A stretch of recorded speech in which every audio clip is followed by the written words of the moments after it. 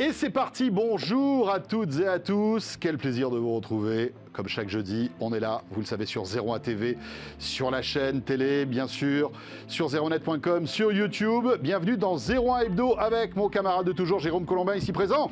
Salut François, comme c'est émouvant ces lancements de 01 Hebdo. T'as vu un peu ça? Et oui, chaque semaine est un jour merveilleux, surtout le jeudi. Oui, c'est vrai. Voici le sommaire. Le sommaire de 01 Hebdo. Panne massive chez Facebook. Mais que s'est-il passé? Facebook, Messenger, Instagram, WhatsApp, tout ça était tout cassé. On va tout vous expliquer. Oui, c'est pas toi qui t'es trompé dans les câbles, hein, Jérôme, j'espère. Pas cette fois. Microsoft qui va nous présenter sa nouvelle gamme Surface. Nous aurons un porte-parole de Microsoft, on en est très heureux. D'autant que Windows 11 vient d'arriver aussi. Exactement. Autre invité, François, ce sera pour notre séquence Tech Care. Il viendra nous présenter l'application Opal pour gérer son temps d'écran. Ouais, tu devrais l'utiliser, je pense. De regarder ton smartphone. Mais moi aussi. Et puis on ira expérimenter la Smart City avec Amélie Charnet qui a enquêté sur ce sujet passionnant. Ouais, elle est dans le petit camion là, Amélie? Non, je crois pas. Enfin, on a testé un tapis de bain connecté. Enfin, pas nous, hein, mais Jordan Cosino, évidemment. Et il viendra nous dire comment on peut mettre une carte mère dans une salle de bain sous un tapis de bain. Mais tu vas voir, c'est un tapis de bain qui, à mon avis, est plutôt très intéressant. Ça a l'air cool. Voilà, vous savez tout. Sommaire, encore une fois, passionnant. Merci de nous suivre. Comme chaque jeudi, c'est parti pour 01 Hebdo.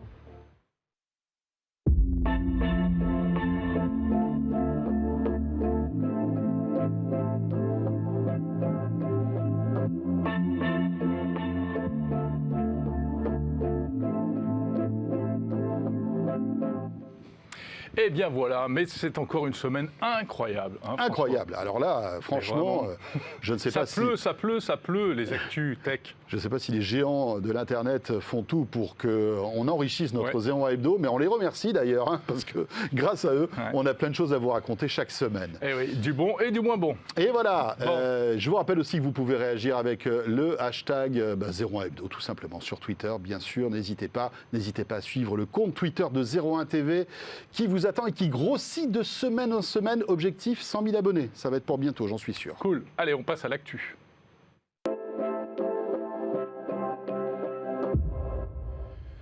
Lundi soir, vous étiez peut-être chez vous, sur votre canapé, avec votre smartphone entre les mains, comme d'habitude, sauf que lundi soir, eh bien, vous étiez en train de pleurer. Oui. En tout cas, toi, d'après ce qu'on m'a dit. Et oui, alors bon, moi j'étais à l'antenne sur BFM Business, mais toi, t'étais comme ça avec ton smartphone en train de te dire, mais que se passe-t-il? Qu'est-ce qui se passe? Je n'arrive pas à rafraîchir mon fil Instagram. Exactement. WhatsApp ne marchait plus, Facebook était en rade. Complètement mais quelle down. histoire, Jérôme. Facebook, Instagram, WhatsApp, Messenger, bref, toute la galaxie Facebook était hors d'état de nuire, j'allais dire. Bah, écoute, pour certains, c'est le cas. En tous les cas... était hors d'accès, en tout cas. Non, mais tu sais, on dit souvent que Facebook pénètre dans notre vie privée. Là, pendant 6 heures, ils n'étaient pas dans notre vie privée. Non, parce que ça ne marchait pas. Ils étaient pas là. Une panne incroyable, 6 heures. Et tout était down. Voilà, blackout le plus total chez Facebook, Jérôme. Bien sûr, le monde entier s'est tourné du côté de Facebook pour savoir un petit peu ce qui s'était passé. Est-ce qu'on sait justement ce qui est arrivé? Alors, comme d'habitude, les nouvelles sont arrivées sur le réseau qui marchait, c'est en l'occurrence Twitter, qui lui fonctionne toujours. C'est un problème de routage. Donc, qu'est-ce que c'est que ça, le routage? Ça veut dire que les serveurs Facebook n'ont pas eu de problème, ils existaient toujours, mais on ne pouvait pas les trouver parce que un petit peu la boussole qui gère tout ça avait reçu un mauvais ordre. Elle avait reçu un ordre lui disant que tous les sites Facebook n'existaient pas. Donc quand vous tapiez Facebook, on vous disait non, c'est une erreur.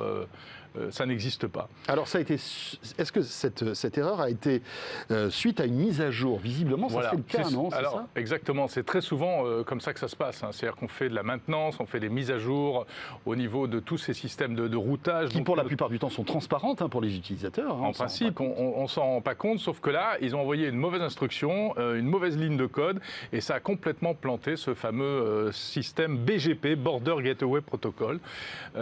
C'est donc complètement une erreur humaine. C'est pas un piratage, il n'y a pas eu de fuite de données, donc ça c'est un moindre mal, mais c'est vrai que c'était complètement fou. Alors ce qui était dingue, c'est que même les employés de Facebook ne pouvaient plus communiquer entre eux et ne pouvaient plus communiquer avec leurs serveurs. Donc ils ont dû aller physiquement dans les data centers concernés pour remettre la machine en route. Incroyable. Enfin, c'est une histoire. Sur le disjoncteur. Voilà, c'est ça. C'est fou. 6 heures. Vous vous rendez compte, une panne de 6 heures, ça ne s'est jamais vu. Facebook n'a jamais vécu une telle pagaille. Même si ce n'est pas la première panne Facebook, non. Il y en a déjà eu plusieurs. Mais je crois que c'est la plus grosse. C'est la plus longue, en fait. Et c'est pour ça, justement, qu'elle a duré 6 heures. Parce que les ingénieurs ont été obligés d'aller physiquement dans les serveurs pour redémarrer le bourrin. Je ne sais pas, ou le bousin, je ne sais pas comment on dit, mais c'était quand même assez costaud. Bon, si avec ça, à la limite, mais non. Parce que les problèmes s'enchaînent chez Facebook. Ah oui, là, début de semaine très très chaude, puisque en plus de cette panne, effectivement, vous avez peut-être suivi cette affaire d'une lanceuse d'alerte, une ex-employée de Facebook, qui est en train de se répandre partout actuellement dans les médias, devant les élus, au Congrès. Elle a même eu un entretien avec Thierry Breton de la Commission européenne, car elle s'en prend à Facebook. Elle estime que Facebook fait des choses très dangereuses, ne modère pas suffisamment les messages de haine, ne bloque pas suffisamment les fake news. Pourquoi ? Eh bien, il le fait sciemment, d'après donc Frances Haugen, parce que, eh bien, l'un dans l'autre, ça contribue à l'audience du réseau et donc ça fait rentrer de l'argent dans les caisses. Eh bien voilà, Facebook côtoie le diable. Mais cette Frances Haugen, franchement, elle en a, parce qu'il faut quand même avoir le courage. Il faut savoir que c'était un cadre dirigeant de Facebook jusqu'en mai dernier. Il y a quand même pas mal de départs chez Facebook. Quand on regarde un petit peu le top management, beaucoup de dirigeants s'en vont. On ne sait pas pourquoi, d'ailleurs. On se souvient aussi de Fidjissimo, que l'on avait rencontré, Jérôme, quand on était allé chez Facebook. Une Française qui était devenue quasiment le bras droit de Mark Zuckerberg et qui est partie aussi au tout début de l'été pour un nouveau challenge, pour une nouvelle boîte. Et donc, cette Frances Haugen est partie, en fait, avec énormément de documents qu'elle a tout simplement distillés aux médias, et notamment au Wall Street Journal. C'est là où on a pris connaissance de cette étude qui démontrait que les adolescentes vivaient un mal-être à cause d'Instagram. En consultant Instagram. Parce qu'elle ne se retrouvait pas dans, on va dire, les profils qu'elle consultait, ces jeunes filles parfaites, à la silhouette parfaite, et ça pouvait provoquer parfois des malaises et des problèmes. Voilà, et alors ce que reproche effectivement cette lanceuse d'alerte, et probablement aussi d'autres personnes, tu le disais, au sein de Facebook, c'est de ne pas prendre suffisamment en considération ce problème, de ne pas faire assez. Il y a des choses qui sont faites, on sait qu'ils ont des modérateurs, on sait qu'ils ont mis en place pas mal de procédures, mais c'est toujours la balance entre limiter tout cela, c'est-à-dire limiter l'audience, et puis en même temps continuer à faire croître la plateforme et les revenus publicitaires. Voilà. Compliqué. Alors Mark Zuckerberg a réagi sur un long billet qu'il a posté bien sûr sur Facebook, forcément, où il revient quand ça il refonctionnait à nouveau. Quand il revient. Voilà, alors il s'excuse platement, en gros, on ne va pas en faire de tonnes, mais il s'excuse sur la panne. Et puis, en revanche, il nie Il dément formellement. Voilà, toutes les affirmations de Frances Haugen. Pour lui, il est droit dans ses bottes. Et il renvoie même la balle en fait au gouvernement américain parce qu'il dit qu'il faudrait peut-être légiférer.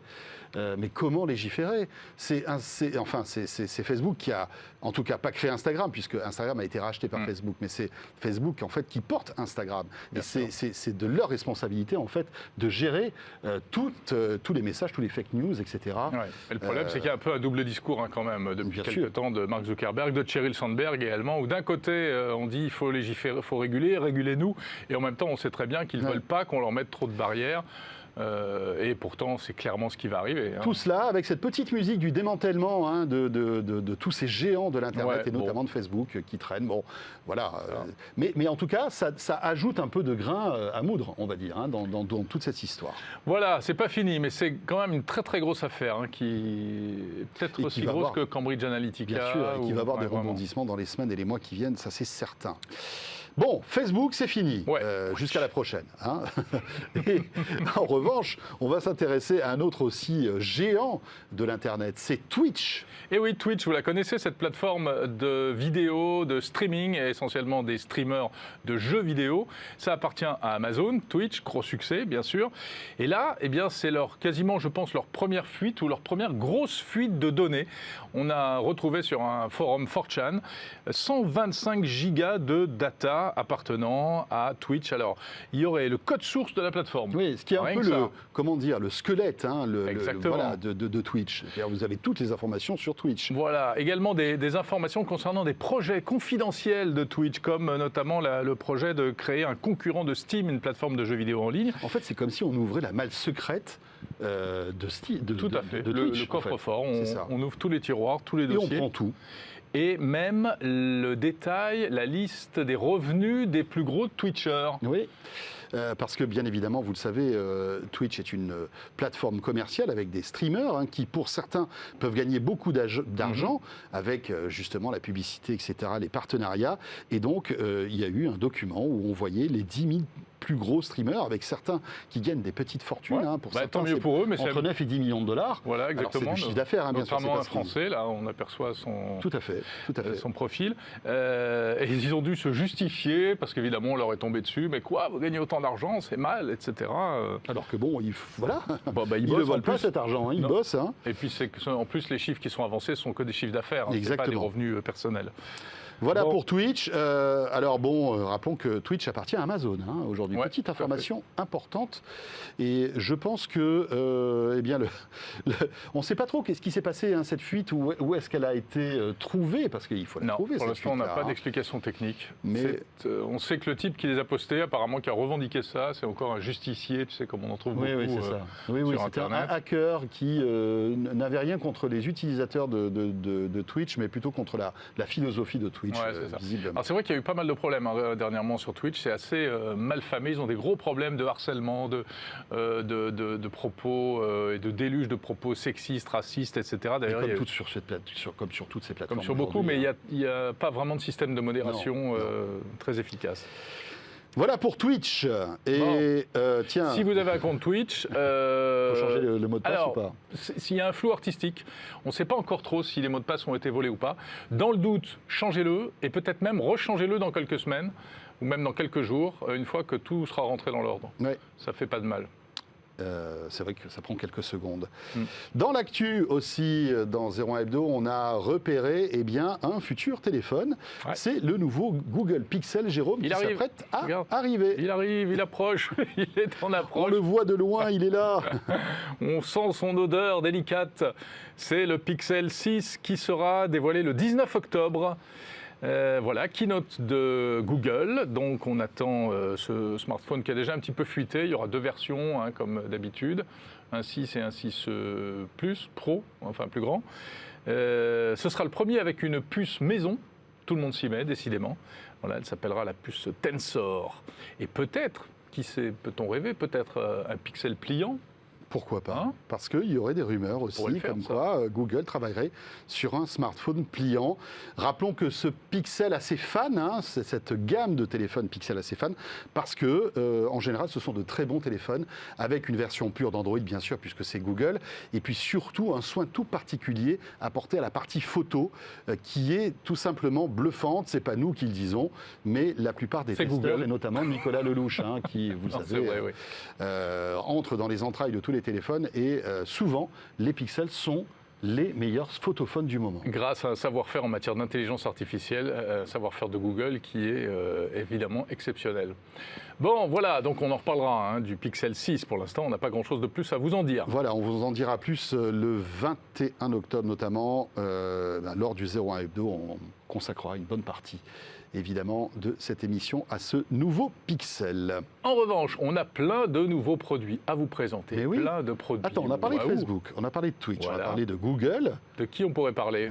Microsoft. Ah, bonne idée. Allez, on parle tout de suite des nouveautés Microsoft avec notre invité.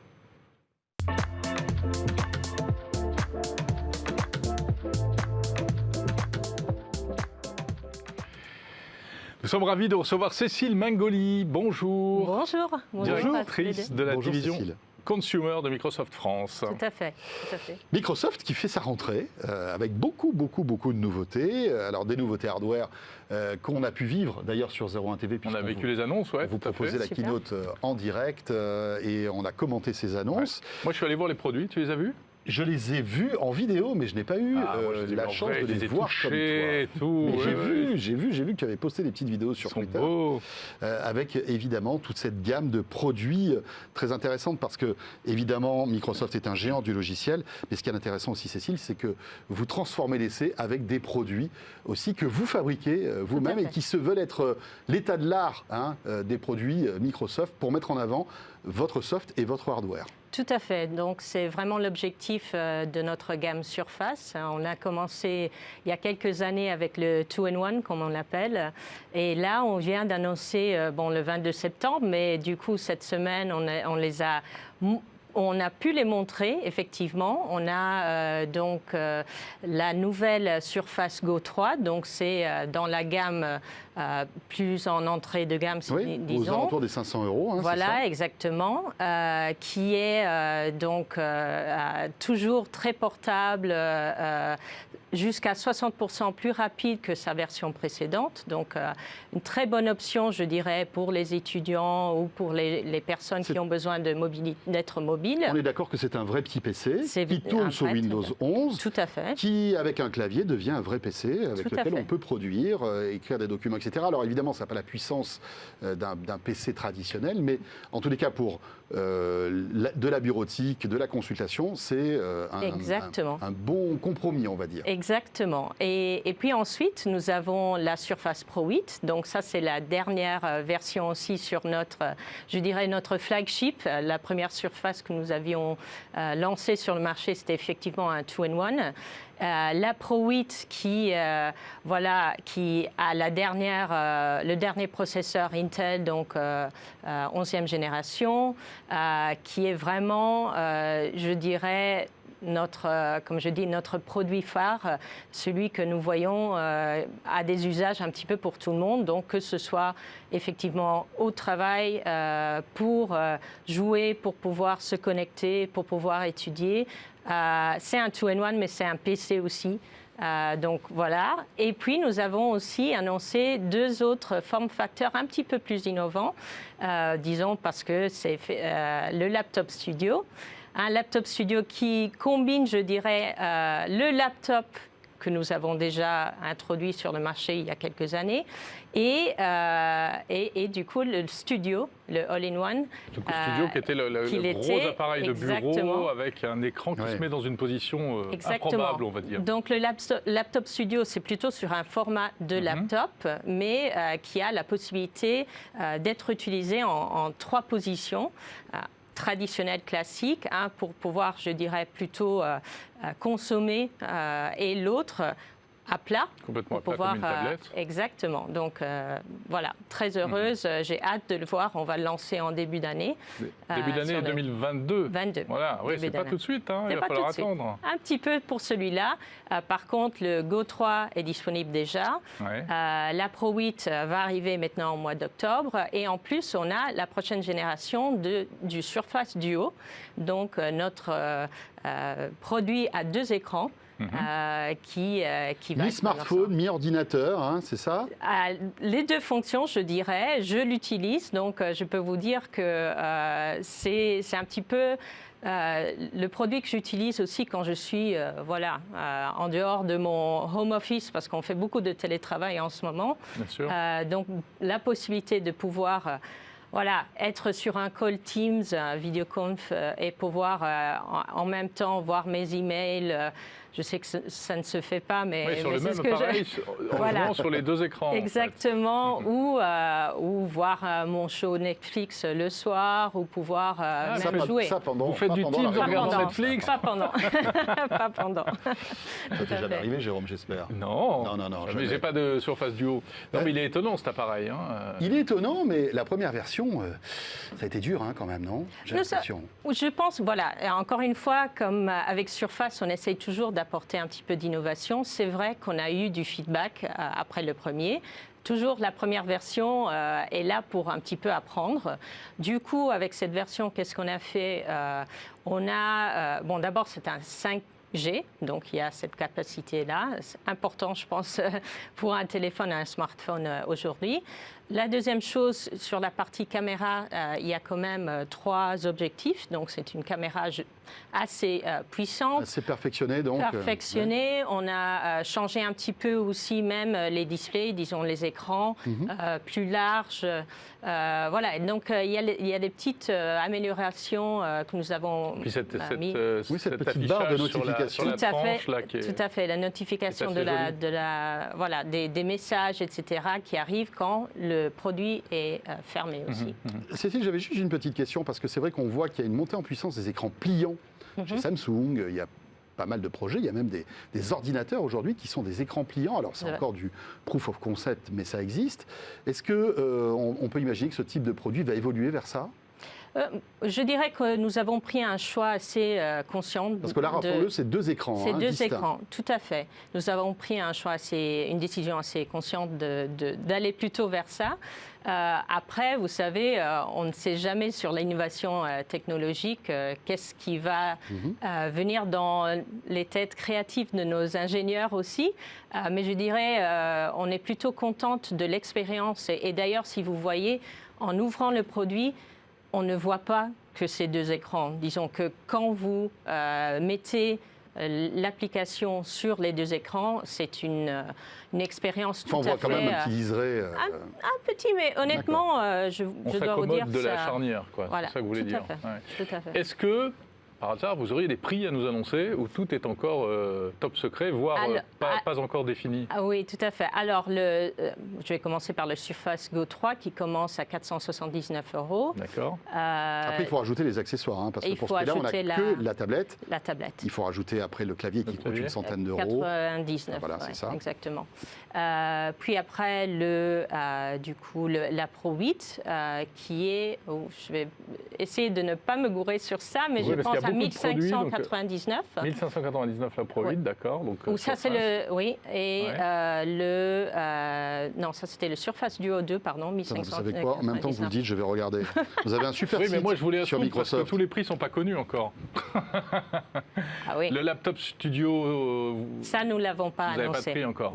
Il est à 1600 $ aux États-Unis, je crois. Oui, autour de ça, mais ici en France, nous ne l'avons pas encore effectivement annoncé. Cécile, j'aimerais qu'on évoque avec vous aussi Windows 11, parce que c'est quand même un gros morceau, et ça c'est gratuit, ça c'est cool, on n'est pas obligé de donner 1000 € pour l'avoir, à partir du moment où vous avez un PC compatible, ça marche. Tiens, justement, PC compatible, à partir de quand? À partir de quand est-ce qu'il y a beaucoup de PC qui ne vont pas tourner sous Windows 11 en fait? Alors, à partir de quand? Donc, nous avons commencé le déploiement le 5, donc mardi, 5 octobre, et les mises à jour et tout ça vont être faits dans les prochains mois. Non, mais je me suis mal exprimé. Je veux dire, à partir de quelle génération d'ordinateurs? Ah, d'accord. Je peux vous dire que la plupart des PC qui ont été vendus dans les dernières années sont compatibles. Et la plupart des PC qui ont été vendus sur le marché français, je dirais la quasi-totalité des PC qui ont été vendus sur le marché français cette année sont compatibles. Donc honnêtement, je pense que cette année. Ouais. C'est quoi? C'est des exigences de puissance ou est-ce qu'il faut... Il y a une puce à l'intérieur du PC qu'on doit avoir qui en fait autorise l'installation de Windows 11. En fait, c'est quoi les... Il y a bien sûr, parce qu'on veut que l'utilisateur ait une expérience, une bonne expérience avec le nouveau système d'exploitation. Donc du coup, oui, il y a quelques disons exigences hardware, en fait. techniques pour pouvoir être... Mais ça, vous pouvez le voir sur ce qu'on appelle le PC Health Check. Donc, vous pouvez aller regarder si votre PC, effectivement, est compatible. Une chose qui est importante à souligner, c'est que de toute façon, pour nous, c'est super important que les personnes aient un choix. Donc, bien sûr, nos partenaires de l'écosystème, ils ont toujours de l'innovation. Donc, il y a une envie, de toute façon, d'aller renouveler son PC.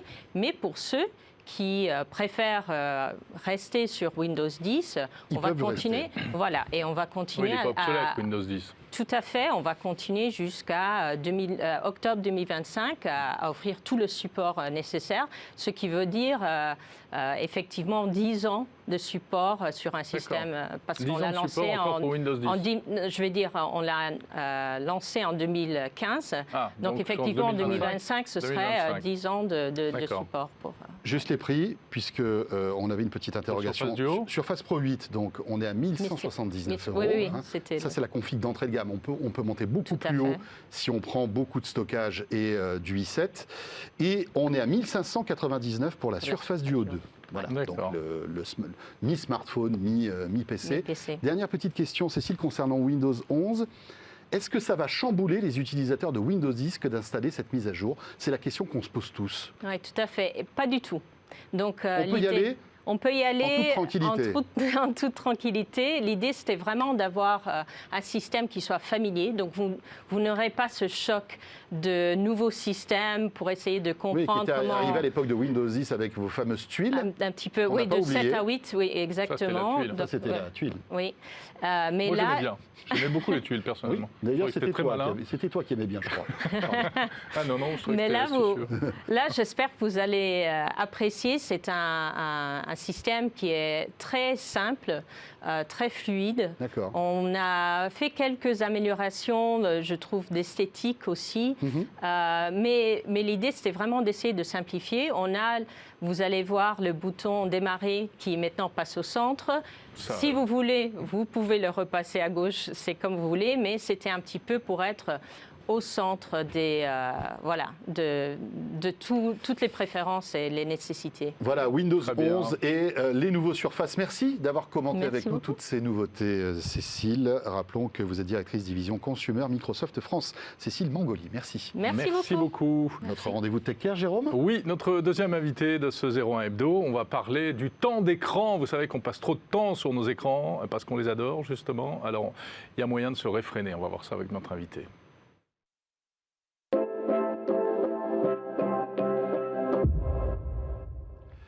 Et nous accueillons donc maintenant Kenneth Schlenker, qui est le fondateur de Opal. Est-ce que j'ai sabordé votre prénom et votre nom, mon cher Kenneth? Tout va bien? Merci.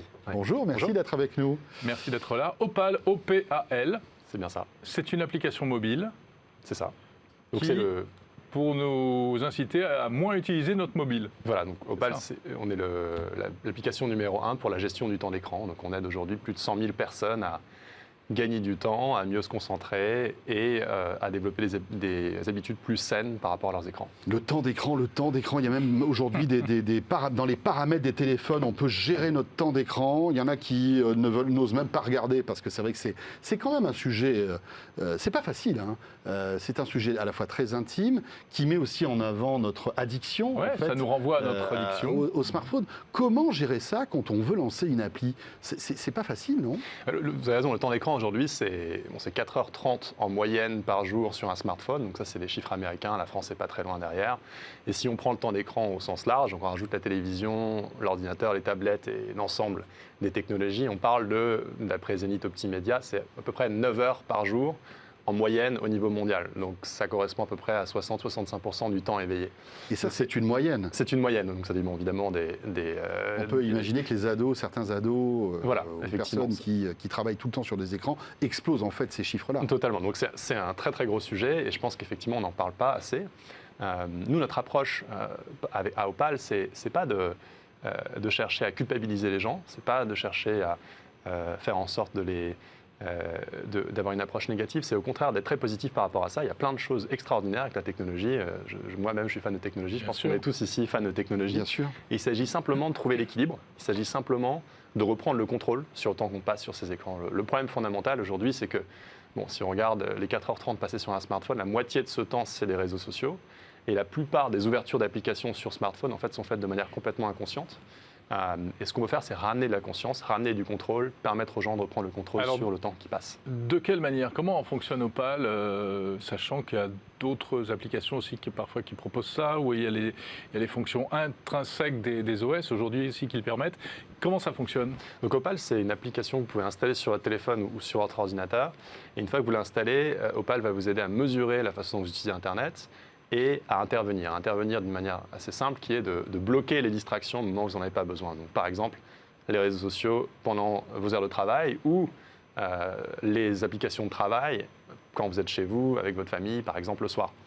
Donc il s'agit simplement de paramétrer les choses, de pouvoir choisir quelles applications vous distraient, quelles sont les plages horaires qui vous conviennent le mieux. Effectivement, il y a des fonctionnalités qui existent sur iPhone, par exemple, aujourd'hui, sur Android aussi, d'après nous, qui sont très satisfaisantes. Et la plupart des gens qui utilisent notre application trouvent qu'elles sont bien plus efficaces. Intellectuellement, c'est compliqué pour un constructeur de smartphone de dire aux gens « utilisez moins cet appareil ». On a l'impression qu'ils le font parce que c'est un peu dans l'air du temps et parce que s'ils ne le font pas, ils se feraient vraiment taper sur les doigts. Mais on peut comprendre aussi qu'ils n'aillent pas aussi loin que vous, pour des raisons logiques de business. On est d'accord? Totalement. Nous, on cherche à servir les gens, les utilisateurs, les personnes qui utilisent l'application. On n'a pas de conflit d'intérêt, dans le sens où on a un seul client, qui sont les personnes, les plus de 100 000 personnes aujourd'hui qui utilisent Opal. Et on fait en sorte de les servir, de les aider à reprendre le contrôle, là où les constructeurs, effectivement, qui construisent des paramètres sur leur téléphone ou sur leur ordinateur, ont beaucoup de conflits d'intérêts. Donc, si on prend par exemple Apple ou Google sur les smartphones, les App Store sont des énormes business pour eux et Facebook, TikTok, etc. sont des partenaires immenses pour eux. Là, j'avais juste une petite question. Donnez-nous un exemple de la manière dont vous pouvez nous aider à gérer le temps d'écran, parce que avec Jérôme, on est sur Twitter, on travaille, on est sur nos écrans. On est sur plusieurs écrans à la fois. Voilà. Comment vous allez pouvoir nous alerter? Comment on fait? Il faut paramétrer les heures. Donc, on a deux types de personnes qui utilisent l'application principalement. Le premier type de personnes, c'est des personnes qui veulent être plus productifs au travail, donc qui vont essayer de mettre en place des plages horaires où ils ne vont pas être distraits sur les réseaux sociaux. La plupart des gens utilisent les réseaux sociaux et utilisent les différents sites internet comme un moyen de travailler, donc il ne s'agit pas de les supprimer entièrement, il s'agit simplement de coordonner sa journée. Donc par exemple, pour certaines personnes, elles vont mettre en place, elles vont bloquer de 8h du matin jusqu'à 5h du soir, par exemple, pendant les heures de travail, les réseaux sociaux les plus distrayants. Ça, c'est un type de profil. Un autre type de profil qui sont les gens qui utilisent plus comme vous, je pense, les réseaux sociaux dans votre travail. Ils vont plutôt chercher à alterner. Donc, par exemple, 1 heure sans se connecter ou 2 heures sans se connecter pour vraiment se concentrer sur une tâche focalisée et ensuite pouvoir prendre des pauses. Et notre application permet de paramétrer les choses de cette manière-là. Ça marche sur Android et sur iPhone? Ça marche aujourd'hui uniquement sur iPhone. Et bientôt uniquement sur iPhone. Tiens, d'habitude, c'est l'inverse. Oui, c'est l'inverse, oui. Parce qu'on a reçu le fondateur de Ooki. Alors, je ne sais pas si vous connaissez cette appli, qui est une appli qui permet de gérer le temps d'écran pour les enfants et de bloquer les téléphones. Et il nous disait que c'était plus compliqué de bloquer un téléphone sur iPhone que sur Android. C'est le pari qu'on a pris en fait sur iPhone. Il y a beaucoup plus de limitations sur ce qui est possible de faire en tant que développeur d'application. D'accord. Donc, on a choisi de s'attaquer à la plateforme la plus compliquée. Ça passe techniquement par un VPN, donc il faut installer un VPN qui est notre VPN sur son téléphone. Et ce VPN va bloquer les connexions pour pouvoir permettre aux gens de gérer leur temps d'écran. Et ça coûte combien, Opal? Donc Opal, il y a une version gratuite et une version payante pour des fonctionnalités avancées qui coûte 59 € par an. D'accord. Et avec la version gratuite, déjà, on peut goûter à vos services? On peut utiliser le service. La façon dont ça fonctionne, c'est que la version gratuite, c'est des sessions d'1 heure maximum.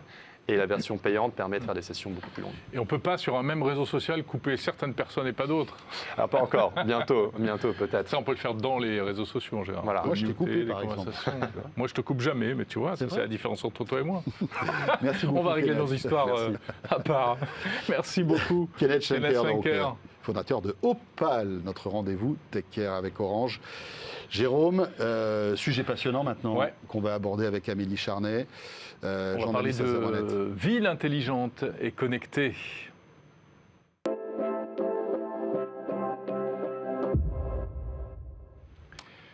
Juste après, Margot Duchesne sera avec nous pour nous présenter son appli de la semaine. Et puis, bien sûr, le tapis connecté de Jordan Cosino. De Le Jordan. C'est ça. Bonjour Amélie. Salut Amélie. Bonjour. Quel je suis plaisir. un petit peu bas parce que j'ai pas eu le temps de remonter le siège. Mais vas-y. Mais Tu ça sais, va aller. la petite manette, T'as la petite oui, manette, c'est vrai. comme à la vas-y, maison. t'inquiète Oui, pas, oui. c'est en direct. Tu l'as trouvé ou Si pas tu tombes, Oui, je ça l'ai fera trouvé. une- Bon, c'est pas grave. Elle marche pas? Ça marche pas? J'y arrive pas. Bon, désolé, Amélie sera un peu basse aujourd'hui. Mais ça va aller. Mais toujours aussi brillante. Alors, qu'est-ce que tu nous amènes? Eh bien, je voulais vous parler d'un petit événement qui est passé complètement inaperçu dans Paris. Alors, pour ceux qui connaissent le quartier de Bercy, entre les gares de Lyon, d'Austerlitz et puis de Bercy, donc, il y a eu énormément de capteurs et d'antennes qui ont été installés dans les réverbères, dans les lampadaires, à tous les carrefours, Pas du tout. dans les Bah feux de non, signalisation. Je suis passé à côté. Bon, on peut dire que c'est pas notre quartier. Hein. Non, mais bon, quand même. Quand même. Pas Et très alors, loin. c'est pour faire évidemment des expérimentations, pour voir un petit peu ce que ça pourrait donner la Smart City parisienne de demain. Ah, intéressant. Alors, je ne sais pas si vous vous souvenez un petit peu de ce que ça veut dire, Smart City, en fait. Bah, on peut mettre beaucoup de choses. Oui. C'est un concept Un peu open, flou. on peut dire tout, Voilà. hein. Bah alors, Voilà. l'idée, c'est qu'avec beaucoup de connectivité et avec beaucoup de capteurs, des nouvelles technologies, on pourrait améliorer la vie quotidienne des usagers, améliorer les services publics, améliorer les transports, qu'il y ait moins de pollution visuelle, sonore. Moins de saleté tout ça. dans les rues, tout ça. Moins de saleté, voilà. Ce Au serait un hasard. peu le rêve, quoi. C'est un peu une utopie. Oui, c'est un peu une utopie. Est-ce que tu je peux crois. nous commenter, parce que là on est en train de voir un monsieur qui est en train de démonter des trucs Un bizarres là. Tu peux le voir d'ailleurs, tu n'es pas obligé de te tourner Amélie, tu peux regarder, Tout tu à vois, fait. tu as le retour là juste devant toi. Ouais. Qu'est-ce qui se passe ce monsieur Qu'est-ce qu'il démonte fait, des là poteaux comme ça. C'est bizarre. Alors, c'est qu'est-ce que un c'est que ce lampadaire. C'est C'est un un lampadaire lampadaire. comme on en voit dans toutes nos rues. Oula, il a Sauf plein de que capteurs. il ce est gars-là. hyper truc. connecté. Alors déjà, il est bourré d'antennes 4G et 5G. Pas forcément pour le grand public, mais il y a aussi pour le grand public et pour faire des réseaux privés, pour les entreprises. Et à l'intérieur, il y a un PC, là, on le voit juste ici. Et il y a plein de capteurs. Il y a un lidar, il y a capteur de Il y a un pollution, lidar là-dedans capteur de température. L'idée, c'est d'arriver à centraliser toutes les données qui vont rentrer là-dedans sur une même plateforme et qu'on puisse piloter la ville en se disant « Ah bah là, il y a beaucoup trop de trafic, là, il y a beaucoup trop de pollution, il y a beaucoup trop de bruit. » Et on peut, à l'échelle de la ville, et les acteurs privés qui auront signé un contrat pourront y accéder aussi. Il n'y aura plus besoin d'avoir le capteur météo de Météo France, le capteur de machin. Et donc, c'est pour faciliter le D'accord. pilotage urbain. C'est une mutualisation des capteurs, en fait. Voilà. Alors ça, c'est la première étape, installer les infrastructures. La deuxième étape, c'est proposer des nouveaux services. Alors, en plus donc, de ces feux de ces réverbères, il y a eu des feux de signalisation nouvelle génération qui ont été installés dans ce quartier, juste autour du ministère. Et là, on voit par exemple une voiture qui allait louper le feu vert, qui allait passer au rouge, paf! Elle communique avec le feu de signalisation, elle dit « je suis là », il prolonge le feu vert, et là, elle arrive à la zone où elle va partir, paf, c'est rouge pour Mais la attends, personne qui suit. elle est VIP, alors. Elle est VIP, donc ça sera pour toutes les voitures connectées et les voitures autonomes. Parfois même, le feu est rouge et hop, il passe au vert. Ah ouais? Moi, je Et veux donc, ça, c'est hein. une façon de prioriser la circulation. Alors évidemment, ça ne sera pas pour tout le vous, monde. hein, ça ne sera pas Ça pour sera tout pas à pour nous. chacun. Autrement, ça serait tout le temps vert Ah pour non. celui qui Voilà. passe. Donc l'idée, c'est de pouvoir faciliter le passage des services de secours Bien sûr. en priorité. Bien sûr, bien sûr. Mais surtout, pour les JO de 2024, de favoriser les convois d'athlètes. Et, Ah, eux, ils auront le droit de pourquoi pas passer. Ah bah Bah, attends, s'ils c'est ont une normal. épreuve, Pourquoi non? Il ne faut pas qu'ils soient en si tu retard. dois courir le t'as marathon, le droit de- Ils ont voilà. qu'à partir plus tôt, hein. Toi, tu as le droit d'être en retard et Dieu sait que non, parfois attends, tu as ça va. bien droit. Ah oui, non, j'ai le 01 hebdo, s'il vous plaît. On avait oublié Excusez-moi. Amélie. On avait oublié Je Amélie. suis en retard. Ah ouais. Donc ça Bah, il ça faut peut... au moins prioriser les vélos, moi. Alors tout dépendra des critères que choisira Paris, parce que, alors pourquoi pas prioriser les taxis aussi, je sais pas. Hein, ou, Si on ou priorise les- tout le monde, ou les livraisons, je ne sais ça pas. ne sert plus à rien. hein. Alors en parlant de livraison, deuxième petite expérimentation qu'on peut voir, un petit peu moins impressionnante, c'est la livraison par robot. Ah. Alors on a les images, donc c'est un robot qui est bien connu T'as vu comment on maintenant. est, nous Ah, Dès qu'on voit pense que vous Bourdon, l'avez- les robots. Voilà, vous l'avez déjà vu ce robot. Alors il n'est pas forcément hyper impressionnant, mais non, là il est plutôt moche il même. est, Pardon. il est commandé Il est un depuis peu Lyon à cucu. distance. D'accord. Donc Depuis Lyon depuis Lyon. En fait, il voudrait que les camions de livraison se garent en périphérie des grandes villes. Ah, ça exactement. Voilà, qu'ensuite ce Ça, soit c'est bien. des vélos cargo qui viennent vous livrer pour le dernier kilomètre Ou des petits robots. des petits robots autonomes. Bien Et là, sûr. jusqu'à maintenant, donc ce robot, il a déjà été expérimenté par la Poste. Il y a toujours un safety driver avec. Il y a toujours donc une personne humaine qui l'accompagne. Et en fait, ça coûte cher et c'est c'est pas très pratique de mobiliser en fait une personne pour chaque petit robot. Ben non. Donc là, l'enjeu de l'expérimentation, c'est de voir si on peut le piloter à distance, d'avoir un centre de commandement qui soit loin et puis que la même personne puisse commander plusieurs robots. Qu'il y ait des opérateurs qui soient à distance. Voilà. Donc là, c'était pas encore tout à fait au point pour tout vous dire. Il était connecté en 4G. Et donc, on voit le petit robot qui avance. Ouais. Et il disait, en fait, c'est hyper dur de commander un robot à distance. Parce qu'en fait, la personne a une vision un peu parcellaire de la rue et elle a peur. Et donc finalement, quand le robot est autonome, ça marche beaucoup mieux. Donc il va falloir que cette personne apprenne à le piloter, n'ait plus peur. Et donc voilà, là, de nouveaux métiers. Il va hyper lentement. Donc voilà, voir un petit peu ce que ça donne. Parce que s'il y a ta pizza dedans, Jérôme, elle va arriver froide. Non, c'est sûr. Il faut... Ça, c'est pas gagné. Hein. Il faudrait en plus un drone qui donne une vision 360. Oui, bien sûr. Tiens, rajoute encore un truc. Ça va être cool. Mais alors, est-ce qu'à terme, tout Paris va être équipé de tous ces capteurs ou pas? Non. Alors là, la dernière étape, normalement, avant la fin de l'année, c'est des navettes autonomes de la RATP. On en a déjà vu dans le bois de Vincennes. Et là, ça va être en milieu urbain dense. Donc, on va voir ce que ça va donner. Ça va être vraiment un terrain d'apprentissage hyper intéressant. Et puis, ce quartier, il va continuer comme ça à évoluer. Là, ils ont fait un grand appel à projet pour que des startups viennent utiliser leurs données. Il y a eu aussi des caméras installées sur le quai de métro du quai de la Gare pour voir comment on peut anticiper la sortie des gens du métro et se dire attention, attention, il y en a qui vont reprendre leur voiture. Attention, attention, il va y avoir peut-être des embouteillages ou trop de gens dans le métro.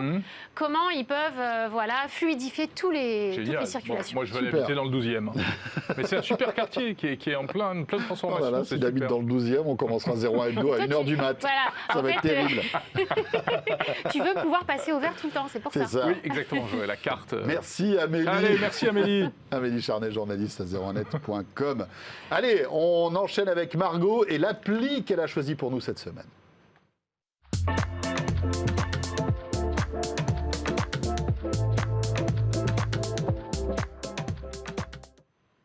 Magnifique ce jingle, je ne l'avais pas vu. Il est superbe. Et avec Laure qui fait de la figuration. En plus, non, mais c'est le grand luxe. Et franchement. Bonjour Margot Duchesne. Bonjour Margot. Ravi de te retrouver. Jérôme. Bonjour. Alors on va parler de Ethic Advisor, qui est en quelque sorte, Jérôme, un Yuka de l'écologie et de l'environnement. Tu m'en diras tant. Oui, exactement. Ça a le même principe. C'est une application avec un scan. Donc tous les produits comme Yuka, vous allez les scanner. Mais au lieu d'avoir un Nutri-Score comme sur Yuka, vous avez un score plus éthique, avec éthique, responsable, si c'est un article ou un produit propre. Vous l'aviez déjà reçu d'ailleurs, cette application, vous avez reçu son cofondateur, Éric Talleyrand, vous l'avez reçu dans un village startup de 2020. Oui, 2020. Tu t'en souviens Jérôme? Oui. Oui, au moins. On voit passer beaucoup de monde dans Village Startup. C'est vrai.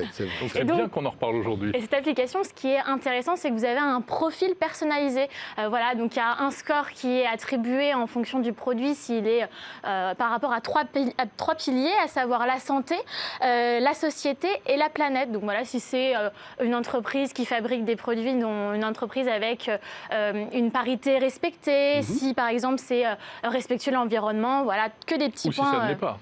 Exactement, donc du coup on attribue des labels en fonction. Exactement. En fait, ils vont parler avec les entreprises et puis ils disent est-ce que vous respectez ça? Est-ce que vous respectez ça? Est-ce que vous pouvez m'envoyer les preuves de?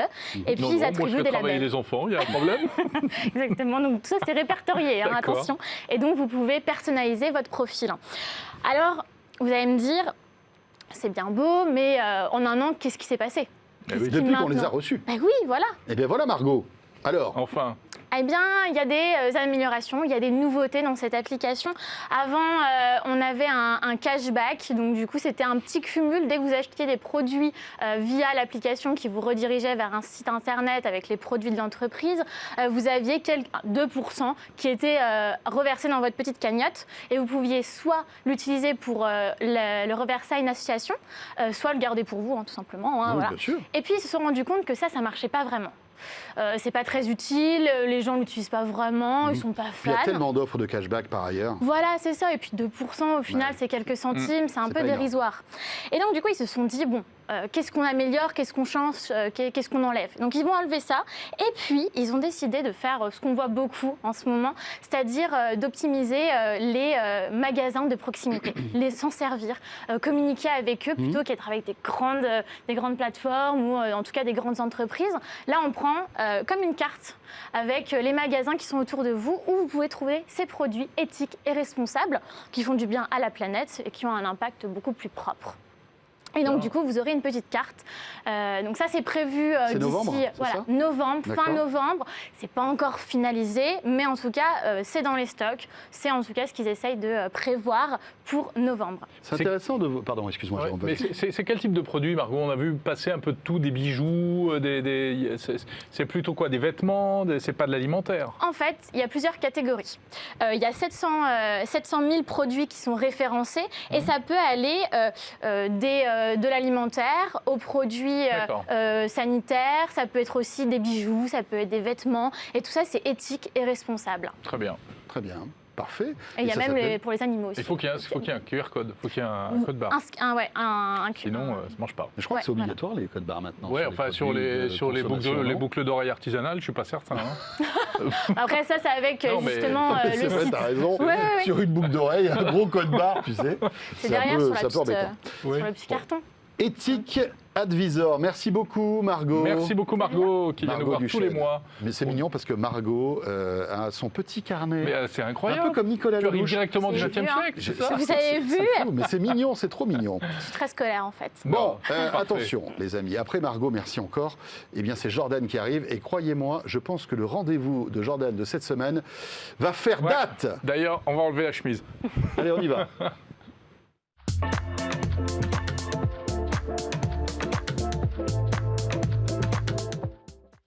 Mais qu'est-ce que c'est que ça, Jordan Cossino? Bonjour Jérôme, bonjour François, j'espère que vous allez bien.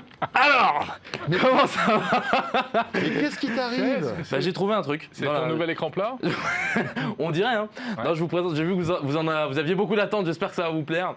Je vous présente B-Balance, c'est un tapis de bain connecté. Je trouve l'idée incroyable. Yes. C'est designé en France. Je vais vous présenter ça. On a la chance, c'est le premier prototype qui sort des bureaux. Cool. C'est français.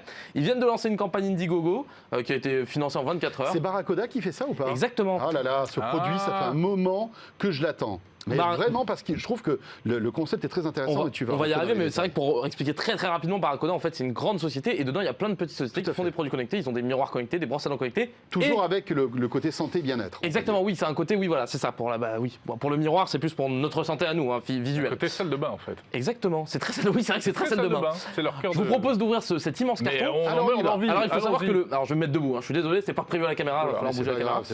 Il faut savoir que l'emballage, parce que c'est le premier truc évidemment qu'on voit, je dis c'est quand même un peu gros et il faut savoir que c'est le prototype aussi d'emballage, il va être 2 fois plus petit le prochain, mais ils sont adaptés à des tailles américaines, c'est pour ça que le produit, vous allez voir, est assez gros. Les Américains ont des grands pieds. C'est surtout qu'ils ont des grands tapis. Donc vous allez voir, on a la chance donc d'avoir le sur-tapis. J'ai vraiment l'impression d'être au télé-shopping. Messieurs, dames, le sur-tapis, il est là. Là, vous avez un sur-tapis. Donc ça, c'est un tapis de bain ça, c'est classique, en éponge. Je vous laisse toucher, messieurs, dames, allez-y. C'est du bon coton. C'est vraiment le marché. C'est de la super qualité. Ça, c'est bon. Ça, vous pouvez toucher, monsieur. Allez-y, faites-vous plaisir, c'est pour moi. Magnifique. Donc là, vous avez des petites électrodes pour pouvoir faire passer... C'est quoi ce symbole? C'est Squid Game? On dirait un peu, on est d'accord. Je l'ai dit, ils ont un très beau symbole, c'est le symbole B-Balance. Voilà, je le trouve très joli, perso. Donc vous avez plein de couleurs, vous avez du bleu, je suis vraiment au marché. Vous avez du bleu, vous avez du rouge, vous avez du noir. Et ce qui va nous intéresser, nous, ça va être cette partie-là. Pareil, c'est un proto. C'est ce qu'on voit juste ici. Je vais le montrer à la caméra. Voilà, c'est dans cette partie-là où vous allez avoir toute la techno. Là, vous avez plus de 4000 capteurs, on va dire. Wow. À terme, évidemment, les petits vis que vous voyez là, pareil, ils se verront plus. Ça sera un peu plus design, etc. Et comment ça fonctionne? En gros, vous allez avoir... Le carton est énorme, je suis désolé. Mais en gros, vous allez pouvoir prendre vos mesures sur votre tapis de bain quand vous voulez. Vous avez une petite mousse dans laquelle vous calez votre tapis. Je vais décaler le carton, vous m'en voulez pas? Ouais, ou le par terre maintenant. Ouais, on est à la maison. La prochaine fois, il faut que tu fasses ta chronique dans ta salle de bain. Alors je voulais, mais pour des raisons CSA, je me suis dit que c'était mauvais esprit. Donc vous calez votre balance, votre sorte de balance. C'est pas vraiment une balance, mais vous calez le capteur là-dedans. Ça sera dans votre salle de bain. La petite mousse, c'est pour éviter qu'il y ait de l'eau qui vienne attaquer le produit. Et vous avez juste à caler votre tapis dessus. Voilà, vous êtes dans votre salle de bain et quand vous posez les pieds dessus, soit vous allez enclencher une mesure manuelle via votre Apple Watch parce que ça sera ça sera compatible Apple Watch, soit vous montez dessus et ça va collecter les données et ça vous les enverra. C'est-à-dire qu'automatiquement, il va détecter qu'il y a un poids dessus. C'est ça. Mais si tu veux faire une mesure manuelle, parce que typiquement l'exemple qu'il m'a donné, et ce qui est assez fou, c'est que quand tu poses tes pieds, il te reconnaît. Vous connaissez Face ID, vous connaissez Touch ID, bah là ils ont fait Pied ID. Pied ID, vraiment. Génial. Et en fait, admettons qu'on fasse le même poids, Jérôme et moi par exemple, ce qui est plus ou moins vrai. On mange bien tous les deux. Balançons des chiffres, les amis, on rigole. Allez, enchaîne. On mange bien tous les deux. Et en fait, si on fait le même poids, il va pas te reconnaître via ton poids, mais vraiment via tes pieds. Donc même si, on est tous les deux à un certain point. C'est-à-dire qu'on a une famille de 4, 5, 6. Chaque personne va être reconnue parce que statistiquement, chacun aura son poids. Et ça, je te signale que les balances Withings, elles font la même chose. Hein. Oui, mais sauf qu'elles te reconnaissent par le poids, pas par tes pieds. Ta balance Withings, je t'assure, j'ai une balance Withings à la maison, je les ai mis un peu costauds comme moi. Par le poids ? Ouais, ça te reconnaît par le poids. Donc là, la différence, c'est que même si on a le même poids, en fait, c'est juste à force de prendre tes mesures de pied, c'est du machine learning. Parce qu'on a la plante des pieds qui va être positionnée chacun d'une certaine manière. Et c'est une très belle transition, François, qui n'était pas prévue, mais c'est très bien parce que ça te permet aussi de mesurer ta posture. Par exemple, si tu as plus un appui sur le talon gauche ou le talon droit, tu vas pouvoir corriger ça. Et tu as même un petit système d'abonnement en payant 60 € par mois. Tu vas par mois par an, pardon. Excuse-moi. T'as bien fait de réagir. 60 € par an, pardon. Tu vas avoir plein de petits exercices pour corriger ta posture. Et il bosse avec, en ce moment, il bosse avec des kinés, avec des médecins pour savoir un petit peu comprendre qu'est-ce qu'une bonne posture, une mauvaise posture, etc. Et en faisant plein de collectes de données chez eux, d'ailleurs, les employés montent, etc. Et comme ça permet de corriger le truc. Et tu peux savoir si tu. Alors, ça collecte, ça te donne ton poids, ta posture, donc de ta voûte plantaire. C'est comme un indépendance mètre. Et tu vas avoir. Ton QI. Alors ça non. Mais tu vas avoir ta masse osseuse, masse hydrique, masse musculaire et masse grasse. Oui, masse grasse, pardon. Masse grasse, masse hydrique. C'est une balance en fait. C'est un en fait, c'est comme si tu mettais ta Withings dans ton tapis de bain. Ça t'évite de la sortir. Mais est-ce qu'il faut rester longtemps dessus? Parce qu'en général, le tapis de bain, tu y restes pas 3 heures. C'est ça. Mais ceci dit, si tu le mets devant ton miroir pendant que tu brosses les dents, tu vas y rester un petit moment. Mais une mesure, c'est, je crois, une quinzaine de secondes qu'il faut rester dessus. Donc c'est globalement, c'est ce que tu restes à peu près. Ouais, d'accord. Mais ce que je trouve cool, c'est que ça te le met dans le quotidien. Tu vois, une balance, moi, elle est sous un robinet, faut la sortir, faut là. Là, tu passes dessus et tu es obligé de passer. En fait, c'est un truc qui est forcément qui sert à quelque chose. Sinon, tu te rends ta salle de bain. Voilà, c'est ça. Donc, je trouve l'idée plutôt cool. En plus, c'est designé en France, donc c'est très sympa. C'est, comme j'ai dit, sur Indiegogo, si vous voulez aller financer ça, et ça marche très bien déjà. Ça va coûter un peu plus de 200 €. Mais voilà, donc c'est très sympa. Tu peux le laver quand même, le tapis. En fait, ça se lave. Ça se lave complètement.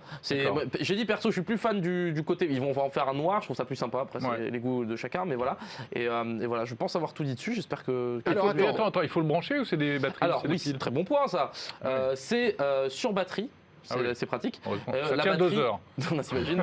Non, la batterie tient 8 mois, ce qu'il m'a dit. Ok. Après, si tu veux brancher une batterie externe pour que ça dure des années, tu peux. Mais c'est important que tu chauffes. Bien sûr que tu n'es pas à charger. À partir du moment où tu l'as allumé, tu as besoin de changer les piles. Et ça se connecte au Wi-Fi de la maison. C'est Wi-Fi et Bluetooth. Bluetooth pour aller avec ton téléphone et Wi-Fi pour t'envoyer les données. En fait, si tu lances une mesure manuelle, ça va passer par du Bluetooth. Si tu te poses dessus et tu pars, ça va te l'envoyer via le Wi-Fi de chez toi. Et ça sort quand? Ça sort en avril 2022. J'ai vraiment hâte de voir le produit fini parce qu'encore une fois, là, c'est vraiment le tout premier poteau. C'est la première fois qu'il le sort. C'est chouette que tu aies comme ça un proto. Merci à eux, en vrai, c'est trop cool. Mais c'est vraiment top. Ils nous font confiance parce que vraiment, et moi, sincèrement, je crois beaucoup à ces nouveaux objets connectés qu'on oublie.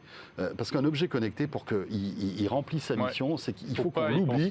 Et là, typiquement, c'est comme le lit. Tu vois, par exemple, le lit, tu te mets des capteurs sous le lit, tu es obligé de passer dans ton lit et de dormir. Là, tu es obligé de marcher dessus. C'est ça, c'est ça qui est top. C'est comme le miroir, c'est exactement, tu as très bien. Et ça peut supporter jusqu'à 200 kg. Donc voilà, Jérôme, on est tranquille. C'est fait pour nous. Il m'énerve. On peut même monter tous les deux. Alors j'ai hâte de monter tout avec Jérôme. Alors on peut le tester quand il sort, en avril. Je m'avance peut-être. Attention. Et ça peut déborder, ça peut déraper. Voilà. Complètement. C'est magnifique. Merci à vous, merci à eux. Jordan en direct des labos. Tu vas nous faire ça maintenant. Ouais, c'est un peu ça. En direct des labos. En direct de sa salle de bain. En direct de sa salle de bain. Ce 01 Hebdo est terminé. C'était un vrai plaisir que de passer cette petite heure en votre compagnie. Voilà, on se retrouve jeudi prochain, bien entendu. Et puis, n'oubliez pas, évidemment, de nous retrouver. Enfin, il y a tous nos programmes disponibles sur 01 Hebdo, sur 01net.com. Le Tech Break de Jordan, qu'on retrouve toutes les semaines, bien sûr. Ça. Et voilà. À très vite, portez-vous bien et à la semaine prochaine. Salut à tous.